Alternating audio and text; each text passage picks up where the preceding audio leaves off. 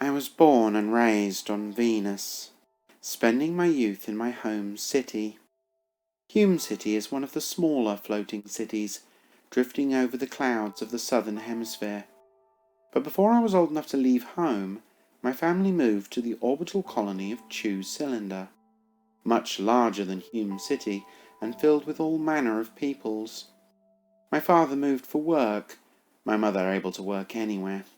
Her musical jingles were popular with Venusian companies, many sporting her work in their advertising or elevators.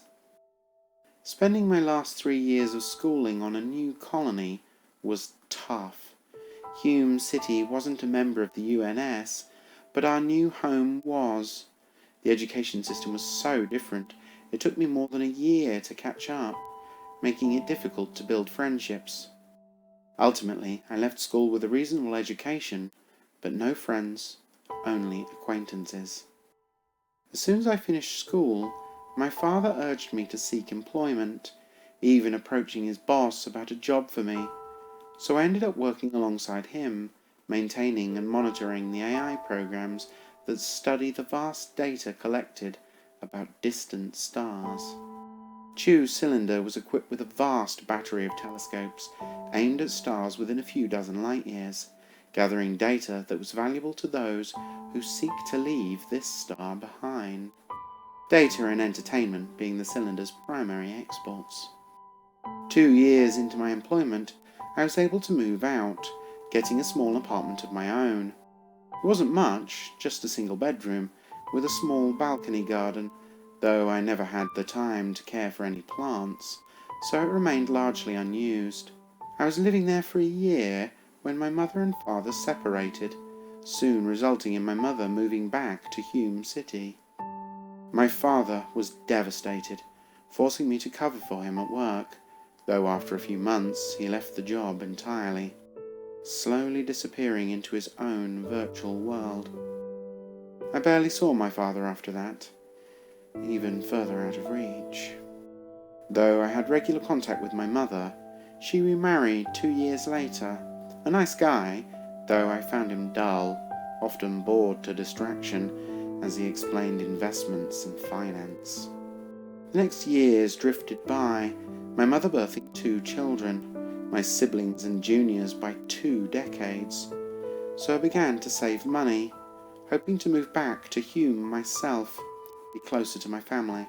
I even took Herb's advice on a few investments. I wish I'd done so sooner, as it didn't take long for my finances to reach my goals. Once I had the money, I began looking for jobs back on Hume, soon being offered a position monitoring a satellite network around Venus. Like my mother, it would allow me to work anywhere, even Hume, despite the fact that my work was with the UNS and the colony was not. But I couldn't leave without telling my father. I hadn't spoken with him for more than a year. He had even sold the house and his body, living entirely in the virtual. My new job required me to make use of my virtual space frequently, so I'd grown accustomed to it, something that's uncommon on Hume, but a required course to gain a high school diploma in the UNS. While I'd passed the course, I had not used it while working for the Deep Space Research Project. A quick search revealed my father's location, so I slipped into the virtual and headed for the listed server realm. The realm was attached to the main Chew hub, though it was not central, so I had to pass through several gates, taking a few minutes to make the journey. Finally arriving at a lobby, well appointed in appearance, but the physical rules of the realm were simple, far from an accurate rendition of reality. Time also ran more slowly here, about 40% slowed, suggesting the server was over capacity. It didn't take me long to realize what this place was. The server provided free accommodation to those with nowhere else to go. Each resident given 8 cubic meters of space to live in, with a few choices of decor and layout, not that such a small space could offer much variation. The realm was organized as a tower block, 600 stories with 100 apartments on each, though the elevator was little more than a stylistic transporter, instantly disgorging me at the correct floor, even pointing down the correct hallway. its clean decorations and thick carpet hiding its poor standards. The doors each showing the surname and apartment number of the resident. It was not difficult to locate my father's.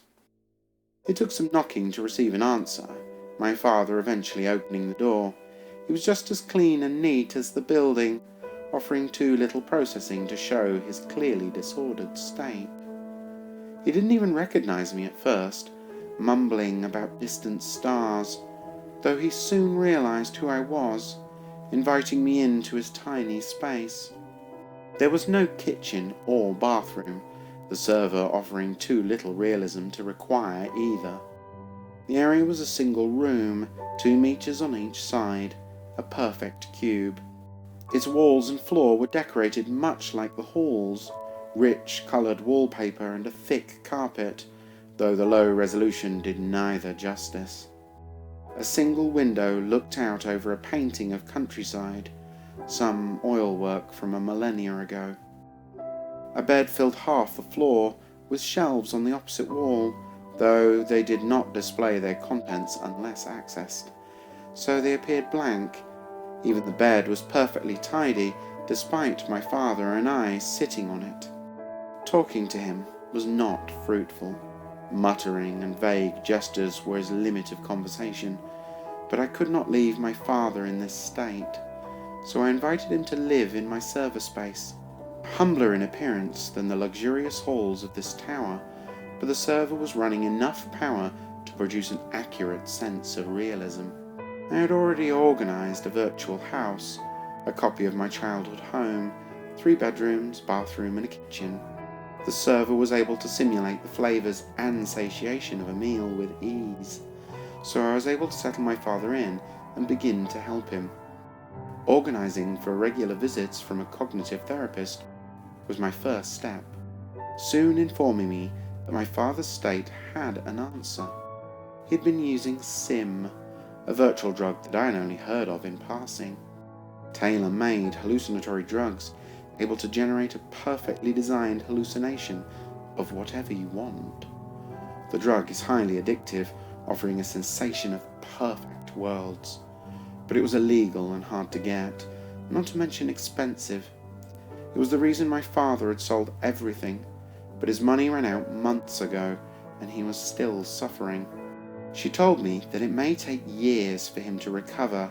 That's with help. In that tower block, he may never recover. So I arranged for regular therapy and began planning our move back home. Within a month, I was back in Hume City, the familiar sight of Venus's clouds and the smell of maple trees, filling me with childhood memories. Moving included my virtual realm and father, though they were both sent digitally, arriving within moments of the transfer. My new job gives me plenty of free time, much of it sitting my baby brother and sister, or caring for my father. But I've started to reconnect with some of my childhood friends. Perhaps when my father is better, I will have time to look for love as well.